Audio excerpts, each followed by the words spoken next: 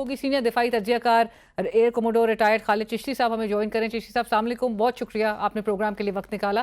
چشتی صاحب سب سے پہلے تو لائک آئی مینشنڈ کہ یہ ایران اور امریکہ دونوں کے مابین جو اس وقت ایک صورتحال ہے اور جو سیناریو اس وقت بنتا دکھائی دے رہا ہے, اس پر آپ کو ایران امریکہ ڈیل کے حوالے سے ضرور بتائیے گا کہ ڈو فیل کہ یہ ایک صورتحال جو ہے وہ ممکن ہوتی ہوئی دکھائی دے رہی ہے, یہ ڈیل جو ہے ممکنہ طور پہ اسٹرائک کی جا سکتی ہے, یا پھر آپ اس کو ایک کوشش آپٹمزم کے ساتھ آبزرو کر رہے ہیں؟ جی وعلیکم السلام اور بہت شکریہ لینا صاحبہ آپ نے انوائٹ کیا. جی میں تو کافی دنوں سے کہہ رہا ہوں کہ ملیٹریلی بے شک ابھی بھی امریکہ کے لیے ممکن ہے کہ جنگ کنٹینیو رکھے, لیکن جنگ کنٹینیو رکھنے کا آگے ایک مقصد ہونا چاہیے. دیکھیے پہلے جو 40 دن کی جنگ ہوئی اور امریکہ نے انیشیٹو لیا, ظاہر ہے اوفینسو ان کی طرف سے ہوا, تو اس کا ایک ملٹری آبجیکٹو تھا اور ہونا چاہیے بھی تھا. لیکن ہم یہ دیکھتے ہیں اس 40 دن کی جنگ میں اور یہ جو کچھ کئی ہفتوں سے یہ سیز فائر چل رہا ہے, اب ہم اینالائز کر چکے ہیں کہ اس طرح ان کے وار آبجیکٹو اچیو نہیں ہوئے جس طرح وہ چاہتے تھے, یا ملٹری کو جس طرح ٹاسک کیا گیا تھا. وہ تو علیحدہ ڈیبیٹ ہوگی کہ وہ ٹاسک ریئلسٹک تھے یا نہیں تھے, لیکن اچیو نہیں ہو سکے اس طرح سے. اب ایران کا بھی جیسے میں نے عرض کیا کہ ایک نیو فاؤنڈ ریئلزم ان کو بھی ملا ہے. نیو فاؤنڈ ریئلزم یہ ہے کہ انہوں نے اسرائیل تک حملے کیے, بڑے پن پوائنٹ ایکوریسی سے کیے, جو لیفٹ اوور ہو جاتا تھا ٹارگٹ نہیں ہوتا تھا اس کو ریوزٹ بھی انہوں نے کیا بڑی ایکوریسی سے. یہ بھی علیحدہ بات ہے کہ کس نے مدد کی, وہ علیحدہ ڈسکشن ہے, لیکن حملے کیے. دوسرا انہوں نے کہا تھا ان کے آیت اللہ خامنہ ای نے شہادت سے پہلے کہ یہ جنگ ریجنلائز ہو جائے گی, ہمارے علاقے سے باہر جائے گی, انہوں نے کر کے دکھا دی. اسٹیٹ آف ہارمز کہتے تھے 47 سال سے ہم سنتے آ رہے تھے, لیکن انہوں نے بلاک کر کے دکھا دیا. تو یہ ایک new found positive realism Iran کو ملا ہے, جبکہ امریکہ کی طرف سے چاہے جیسا مرضی کہیں ان کا سٹاک پائل ڈپلیٹ ہوا ہے. امریکہ کی طرف سے ہم جیسا بھی چاہیں, یہ اس وقت ملٹری مائٹ ان کا ابھی بھی سب سے بڑا ہے, میں اس کو انڈرمائن نہیں کرتا. لیکن اگر کنونشنل ویپنز یوز کرتے ہوئے اگر وہ ایک ٹارگیٹنگ اسٹریٹجی یا ان کی پلاننگ کمنسریٹ نہ کرے اگر, یا میچ نہ کرے, تو پھر کوئی بھی ملٹری آبجیکٹو چاہے دنیا کی کوئی بھی ملٹری ہو وہ نہیں اچیو کر پاتی. اب ہیں اس پہ کہ جی کنورج کر رہے ہیں کہ نہیں. میں کئی دنوں سے یہ کہہ رہا ہوں کہ میرا خیال ہے امریکہ کے پاس ملٹری آپشن ہونے کے باوجود لاجیکل نہیں لگ رہا کہ وہ ایک اور حملہ کریں. آپٹیکلی پاسبلٹی ہے کہ کیونکہ انہوں نے دنیا کو دکھانا ہوگا کہ اگر ایران نے نہ مانا تو کسی طرح کلوزنگ جس کو کہتے ہیں نا ایک شارٹ, وہ ایک پاسبلٹی ہے. لیکن ابھی تک میں بہت زیادہ آپٹیمسٹ ہوں کوشسلی, لیکن کہ یہ ایگریمنٹ ہو جائے گا, کیونکہ دیکھیں دونوں اگینسٹ دا وال ہیں. ایک امریکہ ظاہر ہے جیسے میں عرض کیا کہ اس کے پاس آبجیکٹو ہونے کے باوجود وہ اگینسٹ دا وال ہیں کہ ان کا جو پروفائل ہے یعنی کہ جو سٹاک پائل ہے وہ بہت زیادہ ڈپلیٹ ہوا ہے. ایران نیو فاؤنڈ ریئلزم کے ساتھ دوبارہ کم بیک کیا ہے. ابھی بھی میں کل نیو یارک ٹائمز کی ایک رپورٹ پڑھ رہا تھا کہ اس کے اندر انہوں نے کہا کہ ان کا تو 70% انہوں نے ریوائیو کر لیا سارا اپنا جو سٹاک پائل بھی تھا کہہ لیں, اور ان کے کم بیک کر لیا راکٹ لانچرز نے. تو اس کا مطلب ہے ایران بھی ایک اور راؤنڈ کے لیے تیار ہے. تو کنکلوژن میں یہ عرض کرنا چاہوں گا کہ وہ ایک چانسز بہت کم ہیں اگر آپٹیکلی کوئی وار ہوتی ہے. اگر 40 دن کا ایک اور راؤنڈ ہوتا ہے وہ موسٹ ان لائکلی ہے میری نظر میں, کیونکہ اس کے بعد بھی آلموسٹ اسی پوزیشن آف اسٹرینتھ اور اسی پوزیشن آف ویکنس سے دونوں بیٹھے ہوں گے. تو بہتر ہے کہ ابھی کر لیا جائے. تو میرا خیال ہے کہ پاسبلٹی ہے کہ اس کو ٹیوننگ کر لی جائے, ایک ڈگری آف ایشورنس کیسی کی جائے. چائنا اور روس اگر بیچ میں آ جائیں جیسے, تو پاسبلٹی یہ ہے کہ شاید امریکہ کو یہ آپشن نہ استعمال کرنی پڑے, جس کے لیے ہم سب دعا گو ہیں. رائٹ, بچیشہ میں اسی طرف آنا بھی چاہتی ہوں کیونکہ دو ایشوز پر اب اس وقت یہ جو ممکنہ ڈیل ہے اس کا دار و مدار نظر آتا ہے. ایک ہورمز کا جو کنٹرول ہے اور دوسرا ایرانی نیوکلیئر پروگرام جو ہے, جن پر دونوں ممالک جو ہیں وہ اپنی اپنی جو ایک ایکسٹریم پوزیشنز ہیں وہ بہرحال مینٹین کیوں ہیں. تو ہورمز پر ایران اور نیوکلیئر پروگرام پر امریکہ اپنے موقف میں آپ کو لگتا ہے کہیں نہ کہیں کوئی فلیکسیبلٹی اور کس حد تک وہ لے کر آ سکتے ہیں؟ دیکھیے اسٹریٹ آف ہارمز تو ایک نیا سبجیکٹ ہے, سبجیکٹ تو پرانا ہے, لیکن مینیفیسٹیشن کے سینس میں کہہ رہا ہوں کہ یہ مینیفیسٹ پہلی دفعہ ہوا ہے کہ یہ بلاک کر لیا گیا ہے. یہ ظاہر ہے بہت زیادہ ایران کے لیے پلیزنٹ سرپرائز ہوگا اور امریکہ کے لیے افسوس اور حیرانگی کی بات ہوگی کہ دنیا میں نمبر 1 نیوی جو ہے وہ اتنے دنوں میں وہ کنٹرول نہیں چھڑا سکی جو وہ چاہتے تھے. کہ یہ آپ کو یاد ہوگا کہ پریزیڈنٹ ٹرمپ نے جو ہی اسٹریٹ آف ہارمز ایران نے بلاکیڈ کا اعلان کیا تھا تو امریکن پریزیڈنٹ نے کہا تھا کہ ہم شپس کو پروٹیکٹ کریں گے, ہم انشورنس بھی دیں گے, اور انہوں نے انشورنس بھی دی.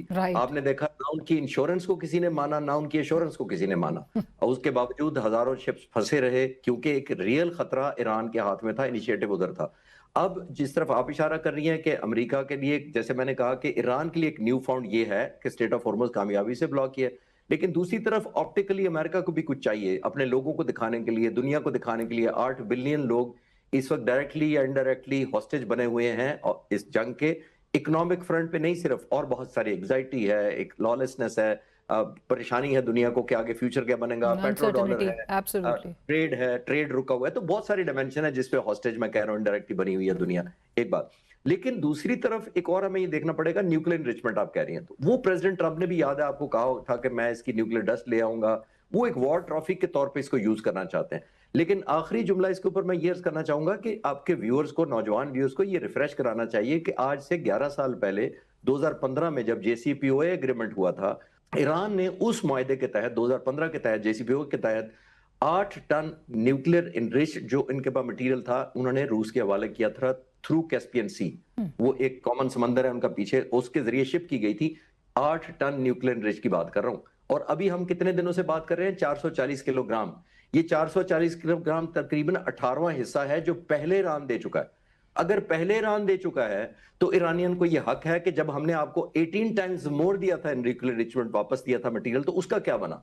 उस पे सिक्योर हो पाए ईरानियन, उसके ऊपर डिग्री ऑफ कंफर्ट हो गया, उस पे ट्रस्ट किया गया ईरान को कि नहीं करेगा। लेकिन आज भी देख ले, तो ईरानियन गवर्नमेंट के पास ये आखिरी एक लीवरेज है जिसको कहते हैं कि अगर ये भी 440 दे दिया तो वो शायद वही 8 टन कर, उसी साथ उसका भी वही सलूक होगा या उसके कॉन्सिक्वेंसेस शायद उसी तरह होंगे कि इनकी आखिरी लीवरेज भी खत्म हो जाएगी। राइट। और जेशी साहब, आपकी इस वक्त प्रोग्राम में मौजूदगी से हम फायदा उठाते हुए चीन के किरदार के हवाले से इस पूरे तनाजुर में आप उसको कितना अहम होता देख रहे हैं? क्योंकि एक तरफ सदर पुतिन जो है वो इस वक्त चीन के दौरे पर हैं और कहा यही जा रहा है कि ये दौरा ईरान अमेरिका डील के हवाले से भी फैसला कुन साबित हो सकता है, क्योंकि दोनों ममालिक ये फैसला करेंगे कि ईरानी इनरिच्ड यूरेनियम जो है वो कौन अपनी तहवील में रखना चाहेगा। सो आपको दोनों ममालिक का, रशिया भी और चाइना भी, उन दोनों का रोल जो है इस वक्त कितना अहम होता दिखाई दे रहा है?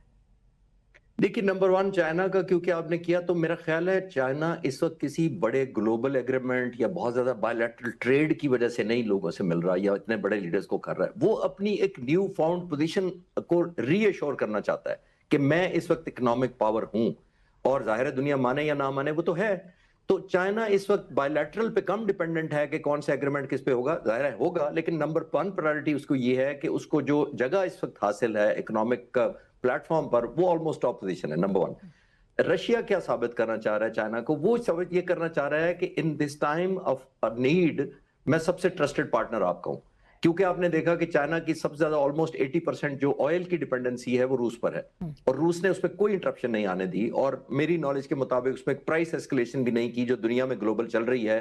तो ईरान की जंग के बाद जाहिर है रूस और चीन के दरमियान बड़ा इंपॉर्टेंट था कि चाइना किस तरफ होता है। जाहिर है इस वक्त अमेरिका की इंटरेस्ट ये है कि चाइना की इंक्लिनेशन अमेरिका के हक में हो, और आप एग्री करेंगी कि चाइना के अगर इंक्लिनेशन अमेरिका के हक में होती है तो वो जाहिर है ईरान के भी खिलाफ जाती है और रूस के भी इनडायरेक्टली खिलाफ जाती है। तो वो चाइना के चाहता है कि एक ऐसा रोल प्ले करे जिसके अंदर वो अपनी नेशनल इंटरेस्ट को सेफगार्ड करते हुए अमेरिका से भी बेस्ट डील ले ले, ईरान को भी उतना इन्फ्लुएंस करे, क्योंकि उससे भी वो 1.48 तकरीबन 1.4 बिलियन बैरल रोजाना लेता है, जो ईरान का एक्सपोर्ट ऑयल का है 90% के करीब, लेकिन चाइना की सिर्फ 13% रिक्वायरमेंट पूरी करता है ईरान, बाकी वो रूस से करता है। तो चाइना का इस वक्त बड़ा क्रिटिकल रोल है। चाइना को रूस भी चाहता है कि ऑल आउट हमारी तरफ इंक्लाइंड हो, और अमेरिका भी चाहता है, और ईरान भी चाहता है। लेकिन जाहिर है चाइना की जो हिस्ट्री है वो ट्रेडिशनली बहुत ही कूल प्ले करते हैं, ऑप्टिमिज्म रखते हैं, लेकिन फॉल्स होप्स नहीं दिलाते हैं। तो मेरा ख्याल इस वक्त दोनों की अपनी अपनी कन्वर्जेंस है।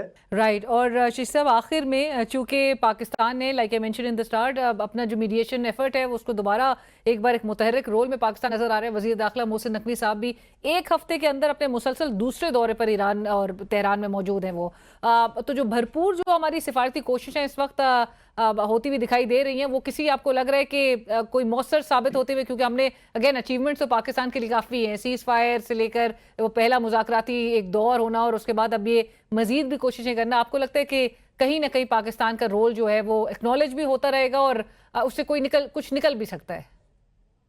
जी, जब देखिए इस्लामाबाद का चॉइस हुआ था पहला राउंड इस्लामाबाद टॉक्स के लिए, तो बहुत सारे लोग ये बात भी कर रहे थे, और बहुत सारे तज्जियों में मुझसे भी पूछा गया कि ये तो नाकाम हो जाएंगे तो पाकिस्तान के लिए भी एम्बैरेसमेंट होगी। तो मैंने कहा था बिल्कुल नहीं होगी। उसकी वजह ये है कि जब आपको इस ट्रस्ट के काबिल समझ लिया जाए कि आपकी जगह पर मुज़ाकरात हो सकते हैं, आप दोनों तरफ से नेगोशिएशन कर सकते हैं, आप फैसिलिटेशन कर सकते हैं, तो आपने अपनी क्रेडिबिलिटी, अपनी रेलेवेंस और अपना जो मकाम है वो हासिल कर लिया होता है। नाकाम या कामयाब होना होता है उनके फ्लेक्सिबिलिटी के ऊपर जो दोनों साइडें होती हैं। तो मैंने तो पहले ही कहा था, वो हो गया पहला राउंड। उसके बाद एक हमारी पहली अचीवमेंट ये थी कि इस्लामाबाद सिलेक्ट हुआ और हमने कोशिश की। दूसरी हमारी कामयाबी ये है कि सीज फायर एक्सटेंड हुआ, ये दूसरी है। अब तीसरी कामयाबी वी होप एंड प्रे कि ये हो जाएगी, जो हमारे इंटीरियर मिनिस्टर गए हुए हैं। एंड मुझे उम्मीद है कि अब जैसे मैंने पहले सवाल के जवाब में अर्ज किया था कि दोनों ममालिक अपनी अपनी वजूहात पर अपने अपने पर्सपेक्टिव से अपनी थ्रेशोल्ड पर पहुंचे हुए हैं। उन दोनों को चाहते हैं कि हमें कोई वे फॉरवर्ड मिल जाए, ऑप्टिकली कोई ऐसी चीज मिल जाए जो अपने look which should look like a victory, और अपने अपने लोगों को हम बता सकें कि हम डोमेस्टिक जीते हैं। ऑडियंस को पाकिस्तान की एब्सोल्युटली। कोशिश कर रहा है, पाकिस्तान उसकी कोशिश कर रहा है कि उनको ऑप्टिकली हो, क्योंकि फिजिकल मेजरेबल तो कोई भी विक्ट्री हासिल नहीं कर पाया। तो it's more of optics now and perception का अब जंग होगी कि किस तरफ कंक्लूड होती है। आई होप एंड प्रे कि पाकिस्तान का रोल इसमें एक सिग्निफिकेंट तौर पर याद रखा जाए। कई महीनों से हमारी एक एलिमेंट ऑफ रिस्पेक्ट और क्रेडिबिलिटी तो मेंटेन है इतने हार्श रियलिटीज में, जब दो इतनी डाइवर्जेंट मिलिट्रीज हैं और obviously backed by their own countries, Israel and everything. उसके बावजूद पाकिस्तान का अपनी पोजीशन को स्ट्रेंथन करना डे बाय डे, ये itself a matter of pride है। Absolutely. Thank you so much Rishi साहब फॉर योर टाइम, बहुत शुक्रिया हमें ज्वाइन करने के लिए। और इसी के साथ ही इजाजत दीजिए, अल्लाह हाफिज।